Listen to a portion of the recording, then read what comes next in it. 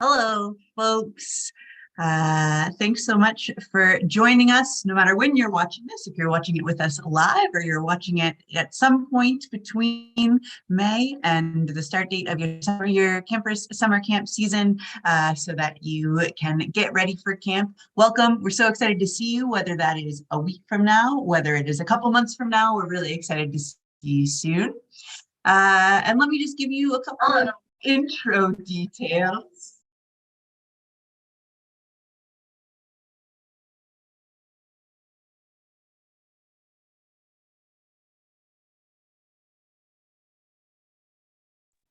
Look at that. I could hear myself on YouTube at the same time. How exciting. I was here and I was on the internet simultaneously. Isn't technology wild? Okay, so my name is Tiffany. I am the program manager at Brigadoon. I've been with Brigadoon about 6 years now, headed into my 7th summer, and I'll introduce you to my pal Malcolm here as well, or I'll let him introduce himself. Go ahead, Malcolm. Hi, Tiffany. Thank you. So my name is Malcolm. I'm the summer camp director here at Brigadoon Village. This will be my 3rd summer with Brigadoon, and I'm really excited for the summer and to have everybody join us this summer. So we have been carefully collecting the questions that new families have been asking us over the course of this season as we get ready, and of some previous seasons as well. And so we're here to answer some of those most frequently asked questions. If you're here live with us, please feel free to put some questions in the chat that we'll have a look at the end. It's very possible we'll get to your question as we make our way through the content. But if there are new questions, we're very excited to answer those as well. So please feel free to question in the chat, and we'll get to that towards the end of our time together. So I am going to play the role of host and tell you what are the questions. And then Malcolm and I will kind of take turns answering those questions that you might be wondering about. So Malcolm, are you ready to get started? Excellent. I am ready. Yes, let's go for it. Yay. Okay, so the first question that folks might be wondering is, what kinds of activities should a camper explore in camp, Malcolm?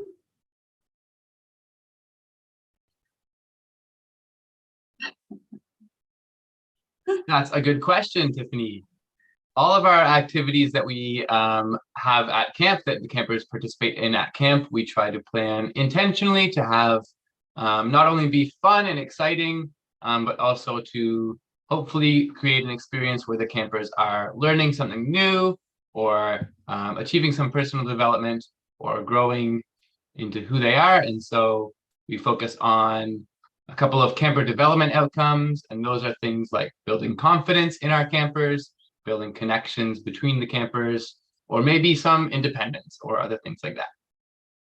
And then for the actual activities, we have what's called our core program rotations, and those are your typical summer camp activities, some things like archery or outdoor adventure. We have a boating activity. They might do some arts and crafts and things like that. And then we also have activities where the campers can choose what they want to do, and perhaps learn a bit more about an area or a type of activity that they're really excited about. And then we also have some activities that happen together all as a camp. So those can be like our campfires at the end of the day, where we all come together, or a big group game in the evening, something like an evening program where all of camp participates in the same activity. Great, thank you. Okay, the next question that folks might be wondering is, where will my camper sleep? Yeah, so campers sleep in one of our 5 big cabins. They have a total of 24 beds that the campers sleep in. And so each room has 6 bunk beds, or 6 beds of 3 bunk beds. And the campers sleep in those rooms. And then there's a common area in the middle, where campers can hang out with the other campers in other rooms as well. In addition to this, there will be a room in the cabin that the staff will sleep in, and so there will always be easy access to a staff member if a camper needs somebody to talk to or needs a hand doing anything. There'll always be a staff member close by during the night. And there will be other campers that might not be in your camper's specific group that they do their activities with, but they might see them around and hang out with them or play cards with them during some downtime. And how do we decide who else would be in the cabin room with a specific camper? Yeah, so the way we decide that is mostly around age and the gender that the camper identifies with and wants to be paired with. And so that'll be a group of around 5 or 6 campers in that room. And then they might be paired with another room to go through their day with the activities. And that's what we call a program group. And that will be another room either of potentially the same gender or the different gender. So there might be some boys in one room and some girls in the other, and they might go through their day doing activities together. Awesome. So to recap, cabin group of 6 campers pairs with another cabin group of 6 campers, potentially of the opposite gender, and then those 12 campers get to spend their day traveling from activity to activity together. You can also, if you're wondering what our cabins look like, there's a really beautiful new virtual tour on our website that gives you great insight into what the rooms look like and what the broader cabins look like. Certainly not my childhood camping experience. They're pretty well equipped and pretty large. So please feel free to have a look at those as well if you're wondering what sleeping accommodations look like. Okay, our next question, speaking of cabin rooms, Malcolm, is what if my camper doesn't know anyone else there? That's a good question. And so that's also understandable if your camper is coming to camp for the first time and they might not know anybody. We take that into account and we structure our activities to make sure to give the campers every opportunity to build new friends and make connections with the campers in their cabin room and in their program group. And they will also have their counselors with them the whole time. And so they can rely on hanging out with their counselors and also hopefully make a new friend with a shared experience.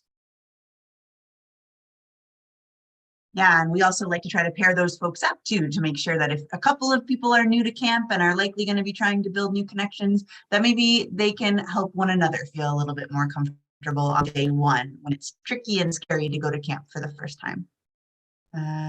Okay, what should a camper bring to camp, Malcolm? A camper should bring, so we do have a packing list that is on our website and that we will send out in an email kind of before your camper comes to camp.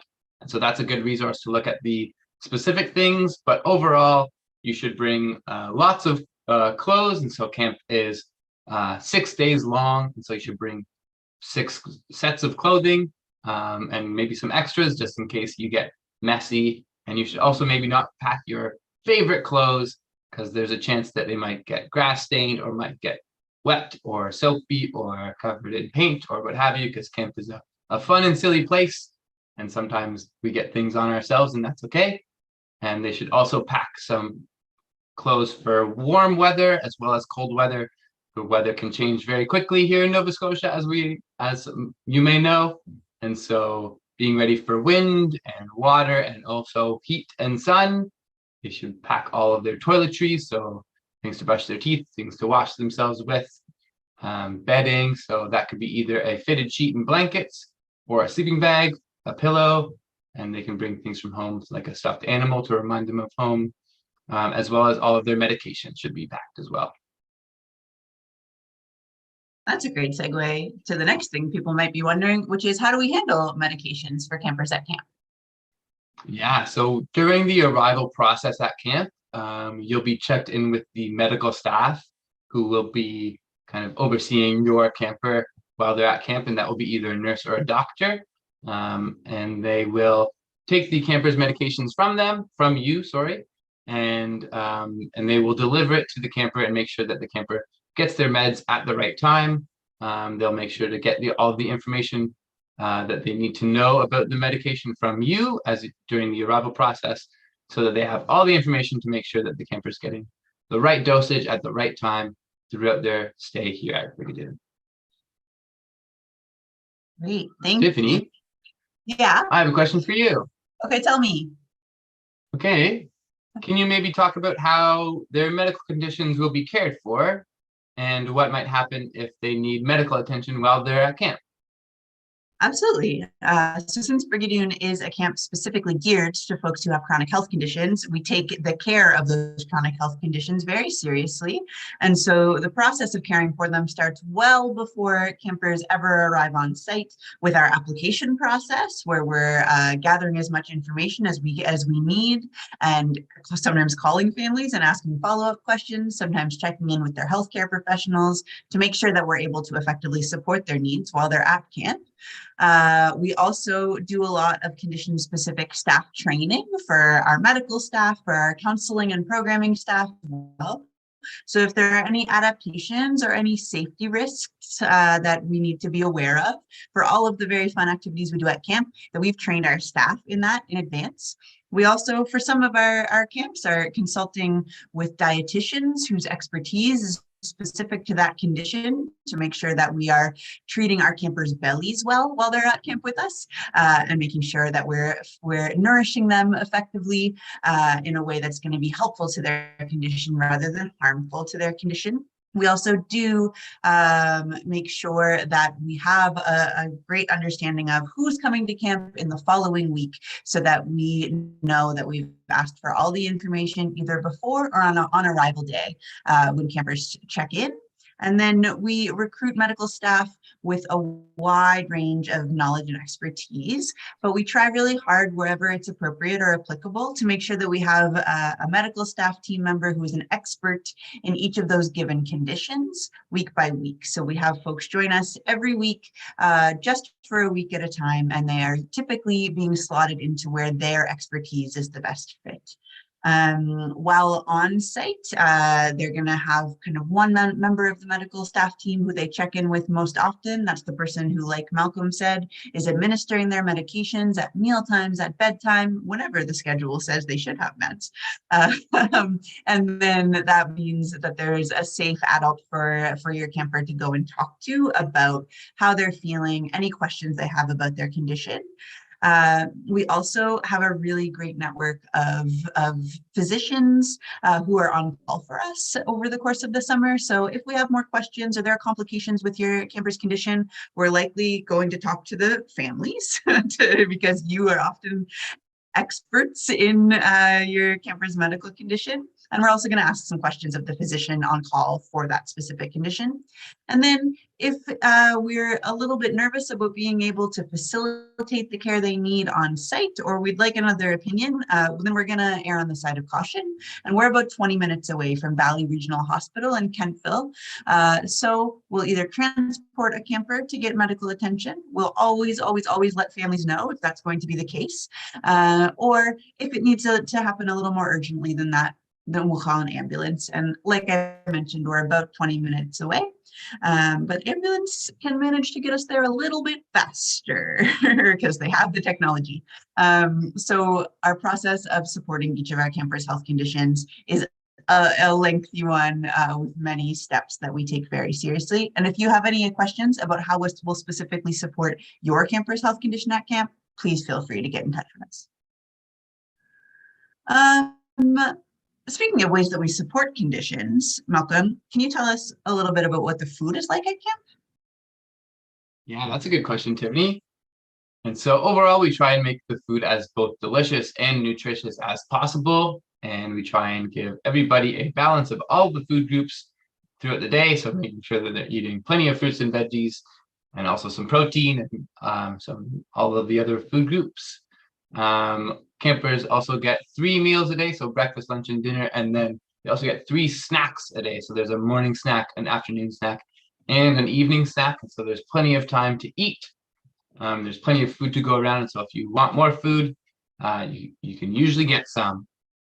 We also try and make sure that if the week that's happening at camp is one that might be specific to, or that might be, if the week that is happening at camp might have certain dietary needs across the whole week. So a good example of that might be the camp for children with celiac disease. We are fully gluten-free that week because that's what folks with celiac disease need. And so we also cater what we food each week to the campers coming to camp that week.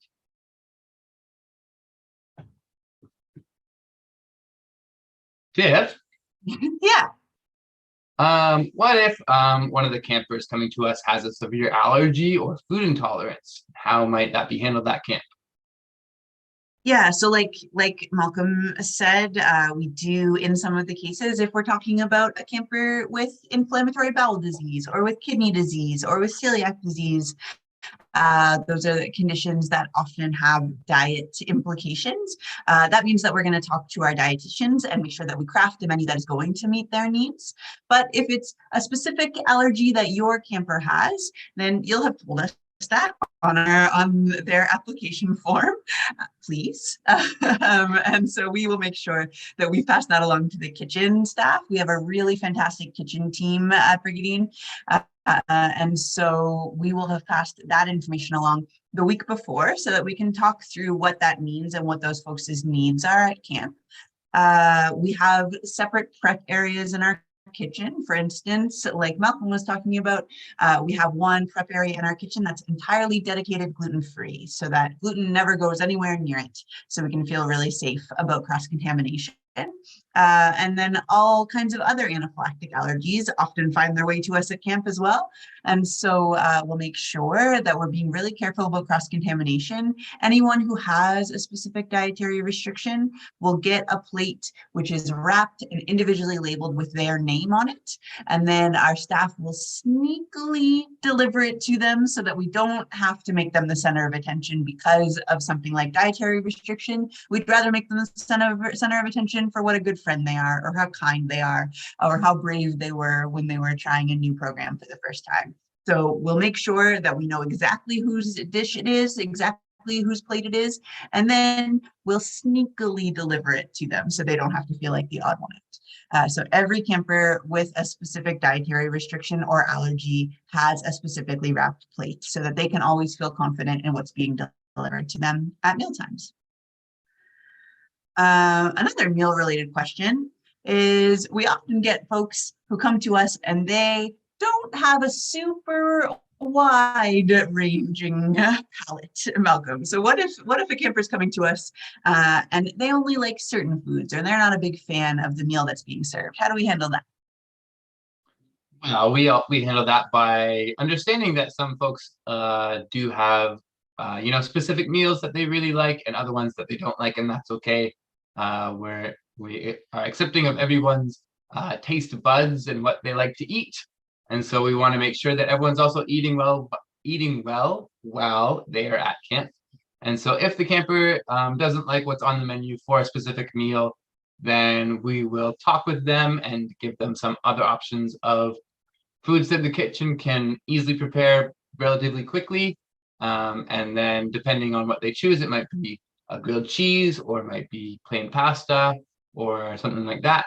We'll get that prepped up right away and hopefully get it to the camper right away as well. So if your camper is specific about their tastes, then we'll work to make sure that we're feeding them something that they like. Another cool thing about camp, though, is that often people try a couple of bites of something they might never eat at home, or they might never have been served at home. And so we have lots and lots of stories of folks coming home, suddenly eating things they wouldn't have eaten before they came, because we're very kind and very supportive, but also encouraging that folks try things that they might not have tried before, while being very understanding that food anxiety is real. And our campers have a lot of reasons to feel anxious about the food they're being served. So we like to walk that line carefully. Jeff, can you tell the folks about our policy on electronics and if campers can have their phone or other devices while at camp? Yes, this is a common question. And so at Brigadoon, we certainly discourage folks from having their devices. And this is for a few reasons. Partially, things that are valuable like that tend to get misplaced or perhaps broken at camp. And we don't want that experience for you or for your camper, because that means it's really going to put a damper on their camp experience. So just like Malcolm was saying, that we like to bring clothes that we don't mind getting dirty or messy. We want to make sure that things that need are expensive or valuable ideally stay at home. We also like to encourage our campers to really fully immerse themselves and embrace the camp experience. And so one of the really wonderful things about camp is that you have to be in the conversation you're having with the person in front of you, or you have to be in the activity that you're headed to. And because of the fact that we don't all have our devices that we're connected to all of the time, that makes the camp experience a lot more meaningful for the folks who come to us. They're going to leave feeling more confident because they had more room to try new things while not staring at their device.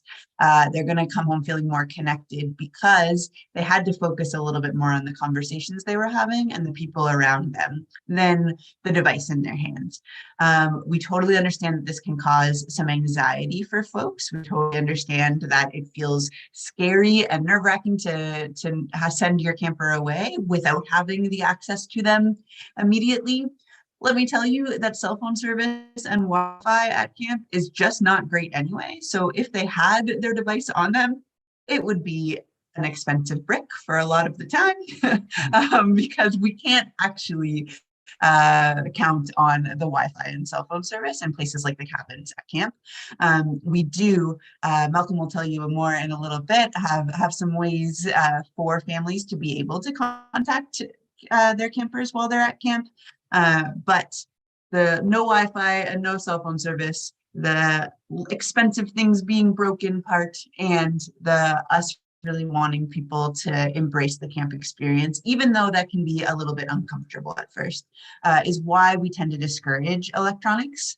If you have a reason that perhaps your camper has an app that helps to manage their health condition or something like that, get in touch with us and we can have a conversation kind of on a case-by-case basis. But certainly it's tricky if some folks have devices while everybody else had them kind of collected at arrival day. So if you have specific questions, please get in touch and we can discuss. But as a rule, we discourage electronics at camp. They can, however, bring a camera if they would like to. If you're an old school disposable camera, a classic camp endeavor. And so they're certainly able to come and kind of document some of their camp experience and take away some memories that way, if that's your concern as well. Malcolm, if it's somebody's first time away from home coming to camp, and they're going to be missing home while they're there, how do we handle folks who are missing home when they come to us for the first or second, third, fourth, eighth time? Yeah, we understand that folks might miss home and our campers might miss home, and that completely makes sense. You know, camp can be a new experience, or even if it's an experience you've done before, it can still be an uncomfortable one. And sometimes leaving the folks that you care a lot about and love so much and you're used to seeing, you know, every day, and not having them around, that can be a hard transition, and that makes total sense. And so we really try and honor that in our campers, and we don't ignore it, and we don't have them ignore it either. And we more find ways to cope with, to help the campers cope with those difficult feelings, and maybe find ways to, you know, perhaps build coping mechanisms and build maybe more independence. And maybe this is the campers' first time away from home, and while that is uncomfortable, it can be a really cool opportunity for them to learn more about what it's like to be on their own for a bit more and making the decisions for them. Yeah, and we also push our campers to, you know, even if it's uncomfy, it's a good chance to build resilience as well. And then if a camper is really not having a great time and they really, really want to go home, and we see that the camp experience isn't right for them at this moment, then we're not going to keep a camper at camp. We're not going to force them to do anything that they really don't want to do, or have an experience that's not going to be fun and positive for them. And we'll make a plan. We might make a plan with the family to come and pick the camper up early if that's really what's needed, or we might call you to get some more information on ways we can support the camper. Yeah. Yeah. Do you want to talk a little bit more too about whether families are allowed to call their campers while at camp or connect on the phone while their campers are at camp?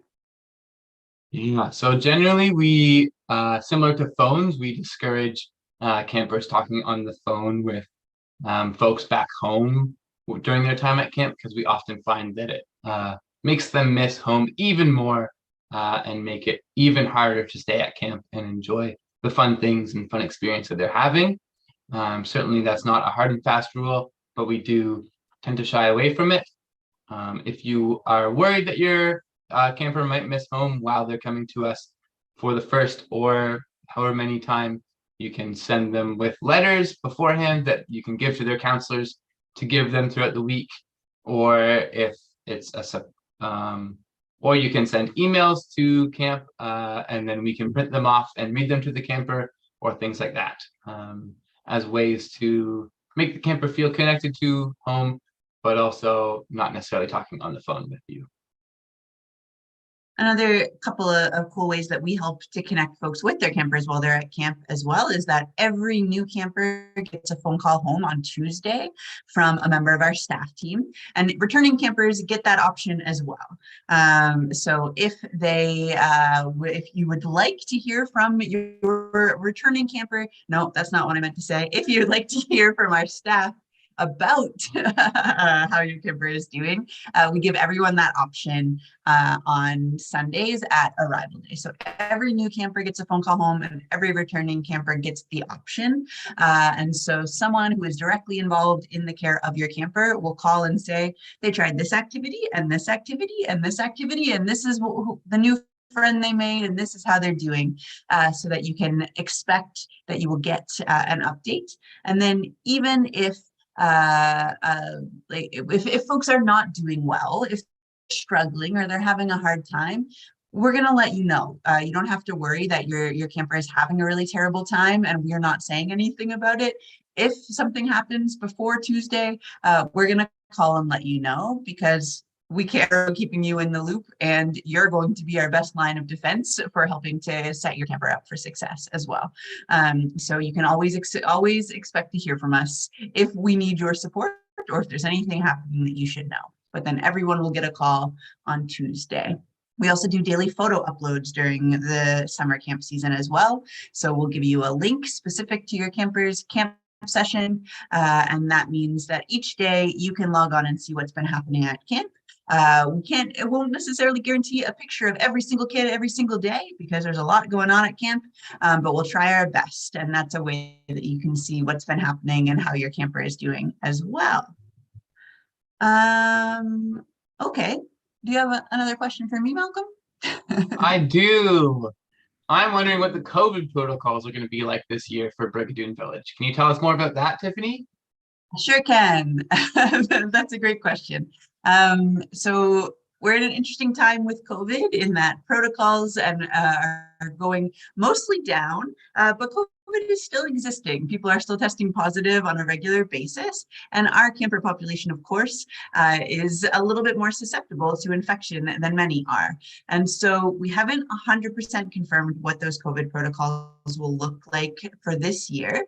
But what you can expect is that we're going to still be taking precautions around the arrival process to make sure that we've screened folks for symptoms, that we've seen proof of negative COVID test, and that we're doing some masking on arrival day while there are tons of folks coming onto our property, to make sure that we feel safe, that everyone who is at camp is well. And so you can still expect that we're going to be asking some of those questions and asking for some of those protocols. If our campers kind of end up developing COVID symptoms while at camp, we're going to get in touch with you and make a plan. But you can expect that around that arrival day process, there will still be some COVID protocols in place, though once all of the parents and guardians, families, folks at home have dropped their camper off and have left for the day, that will have significantly fewer COVID protocols, unless folks are turning up with symptoms. And that's whether a camper is developing symptoms or whether staff are developing symptoms, in which case we'll take the proper precautions. But we will have a laid out kind of confirmed list of COVID protocols for you coming up before your camper arrives to us. Okay, I have another question for you. Or do you want to check the chat on YouTube, Tiff, for any questions? Sure do. There are none. Okay, I have one more question for you, Tiffany. Okay. If somebody's watching this and they maybe they're not watching it live and they have a question that they didn't get answered, but that we didn't answer, or maybe they watched it and their question still wasn't answered. What can they do if they have a question before their camper comes to us at Brigadoon Village? Who is there somebody they can talk to? Is there a phone number? Is there an email? Where can they find that? Absolutely. So a couple of things. You will get a camper handbook in your email. It'll be in the next couple of weeks. And so that will answer a number of more questions. It'll give you kind of more in-depth answers on a lot of topics we just talked about. So have a look in there because that is, again, a lot of the frequently asked questions new families are wondering about. And if your question isn't answered in there, you can absolutely get in touch with us. You can email us at camp@brigadoonvillage.org. And you can also reach out to us. Our contact information is on our website, brigadoonvillage.org. If you'd rather connect by phone, then you can certainly find our phone number on our website as well. So we'd very much encourage you to have a look at that camper handbook. And then if your question isn't answered in there, please feel free to reach out to us by phone or email. We're very happy to give you all the information you need to make sure that you and your camper are set up for success for this camp experience. I'll do one last check to see if any questions came from the folks who joined us live. Oh, we do have a question. We have someone who is worried that their camper might have a hard time going to sleep. Did you want to tackle that, Malcolm, or do you want me to? Maybe I'll start, and if you think of anything to add, you can go for it. Sounds good. That's a good question, and sometimes falling asleep at camp in a new environment and sharing a room can be difficult, and that's understandable. And so we try and do whatever we can to make sure that the camper feels comfy at camp and feels at home in their cabin room and feels comfy in their bed. And camp is also a very high energy place where the days are very full and they're going early in the morning until the late at night. And so sometimes by the end of the week, campers are quite tired and falling asleep very easily, but we do understand that campers might have difficulty falling asleep. If they're having trouble falling asleep, they can talk to their counselor, and maybe they just want to play a card game to wind down, or want to read a book or listen to a story or something like that. We can definitely arrange for that. And then, Tiff, do you want to add anything else to that? Yeah, I think we are quite good at kind of coming up with techniques to get their focus off of how much trouble they're having going to sleep, because we all know that feeling of you notice that you can't sleep and then you get really frustrated that you can't sleep, and that makes it even less likely that you'll sleep. If your camper is having trouble for more than just the first night of camp, which is just to be expected, we will likely get in touch with the family to kind of come up with a game plan to see what's part of the wind down routine at home, what that we could potentially incorporate into their camp experience. If your camper is someone who takes a supplement like melatonin at home or something like that, it's a really great idea to send that along with them to make sure that they have that support consistently and that it's not in a new place that they're accidentally weaning off of it. So if your camper has any kind of sleep aids like that, it's a really good idea, please, to send those along with them to camp as well. But we'll get in touch and discuss. It's not a bad idea to practice some sleeps in other areas or other places, some sleepovers or some visits to a relative or a friend's house between now and camp, so that your camper can get used to sleeping in a different environment or different circumstances. And then you can debrief that with them afterwards, right? How did it go? How did falling asleep go? And you can try to kind of troubleshoot some different solutions before they're at camp for 5 nights when it can feel like a bigger deal. So yes, would encourage you to incorporate anything you can that's part of their bedtime routine into their camp bedtime routine. And if things are trickier than just one night challenges, we'll get in touch to see what we can do to make a better plan together. And another question that I'll probably tackle, Malcolm, is someone asking about coming from out of province. Are there any travel subsidies available? That's a great question. The way that we have this set up right now is, firstly, we do have a carpooling setup that's coming out soon. You'll have access to it soon. So we asked folks in the first round of applications if they were interested in sharing a carpool with someone, offering or receiving a carpool with folks from nearby. And so if you did not say yes to that, or you don't remember what you said to that, feel free to get in touch with us and we can edit your registration or let you know what you did say.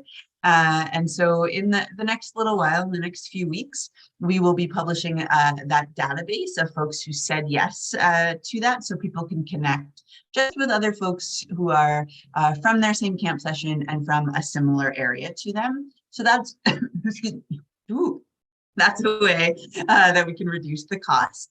And then otherwise, if you are feeling like because of the cost of travel, what you're able to contribute to your campers, like camp fees is lower than what you expected, get in touch with us and that's so fine. We would rather that you pay less for your camp fees in order to make sure you're not incurring too many costs for getting to camp. So no, right now we don't have a specific travel subsidy program. We're not in a place to reimburse mileage or give out gas cards to all of our campers. However, we would very much encourage you to take advantage of our carpooling program and to reduce your fees if that's what you need to do. We are, as always, operating on a pay what you can fee structure, and that includes the getting to and from camp. So you pay what you can to get to and from camp and to have the camp experience. So if that changes your understanding of what you're able to contribute, that makes perfect sense, and we'd encourage you to make those adjustments accordingly.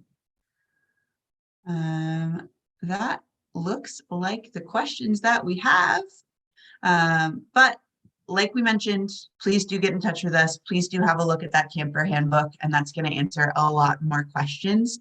We are so excited to see all of your campers' faces, both smiling and nervous on day one, because it makes a lot of sense to be nervous of a big new experience. We're so excited to see you folks on site, and please do let us know if there's anything we can do for you in the meantime. Enjoy the rest of your evening, folks. Take care.